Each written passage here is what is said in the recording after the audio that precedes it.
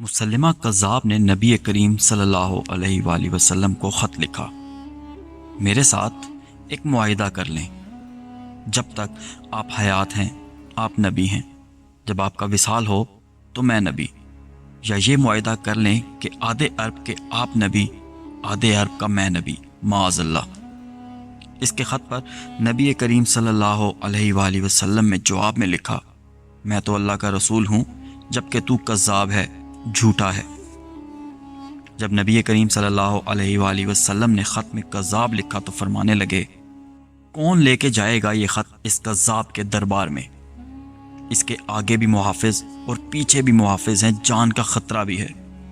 ایک صحابی تھے، چھابڑی فروش، سر پر ٹوکرا رکھ کے مدینے کی گلیوں میں کھجوریں بیچتے تھے۔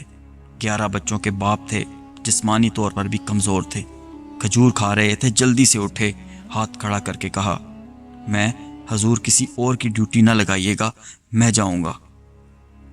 جب یہ الفاظ جلد بازی میں کہے تو ان کے منہ سے کھجور کے ٹکڑے مجلس میں بیٹھے صحابہ کے چہروں پر گرے۔ ایک صحابی کہنے لگے، اللہ کے بندے پہلے کھجور تو کھا لے۔ بڑی جلدی ہے تجھے بولنے کی، مسکرا کے کہنے لگے، اگر کھاتے کھاتے ڈیوٹی کسی اور کی لگ گئی تو کیا کروں گا، مجھے جلدی ہے۔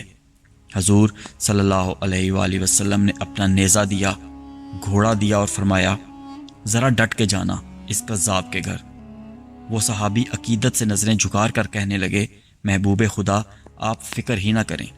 صحابہ کہتے ہیں وہ اس طرح نکلے جیسے کوئی سپا سالار نکلتا ہے، ان کا انداز ہی بدل گیا، ان کے طور طریقے ہی بدل گئے، وہ یوں نکلے جیسے کوئی بڑا دلیر آدمی جاتا ہے۔ وہ صحابی مسلمہ قذاب کے دربار میں گئے، وہاں ایک شخص جو بعد میں مسلمان ہوا وہ بتلاتا ہے، وہ صحابی جن کا نام حضرت حبیب رضی اللہ تعالیٰ عنہ بن زید تھا، جب وہاں دربار میں پہنچے تو اپنا نیزہ زور سے دربار میں گاڑ دیا۔ مسلمہ ٹھٹک کے کہتا ہے، کون ہو؟ آپ غراتے ہوئے فرمانے لگے، تجھے چہرہ دیکھ کے پتہ نہیں چلا کہ میں رسول اللہ صلی اللہ علیہ وآلہ وسلم کا نوکر ہوں؟ ہمارے تو چہرے بتاتے ہیں کہ نبی صلی اللہ علیہ وآلہ وسلم والے ہیں، تو تجھے پتہ ہی نہیں چلا میں کون ہوں؟ مسلمہ کہنے لگا، کیسے آئے ہو؟ بے نیازی سے فرمایا، یہ تیرے خط کا جواب لے کے آیا ہوں۔ بادشاہوں کا طریقہ یہ تھا کہ وہ خط خود نہیں پڑھتے تھے، ساتھ ایک بندہ کھڑا ہوتا تھا، وہ خط پڑھتا تھا۔ تو مسلمہ نے خط اس کو دیا کہ پڑھو۔ جب اس نے خط پڑھا تو اس میں یہ بھی لکھا تھا، تو کذاب ہے۔ یہ جملہ وہاں موجود سب نے سن لیا، اکیلے میں ہوتا تو بات اور تھی۔ وہ آگ بگولا ہو گیا، آنکھیں سرخ ہو گئیں۔ سامنے حضرت حبیب رضی اللہ تعالیٰ عنہ بن زید تنے کھڑے تھے۔ غصے سے تلوار لے کے اٹھا اور کہنے لگا، تیرے نبی نے مجھے کذاب کہا ہے، تیرا کیا خیال ہے؟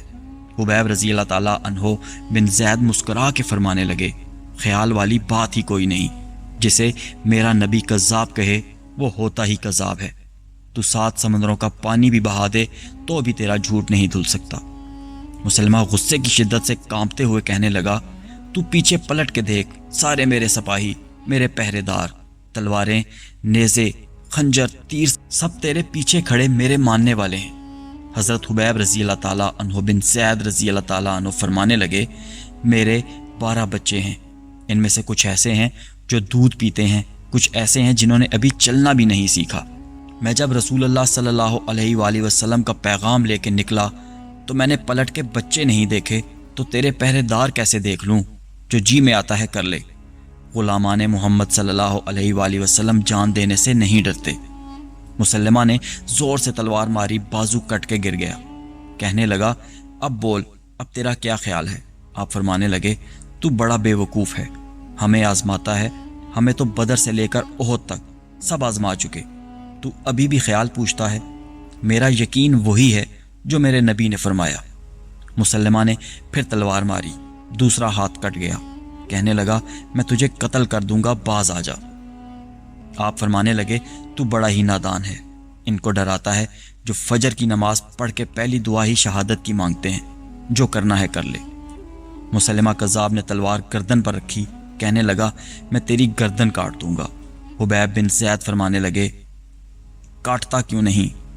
روایت کرنے والا فرماتا ہے، مسلمہ کے ہاتھ کانپتے تھے، تلوار چلائی، گردن کٹ گئی۔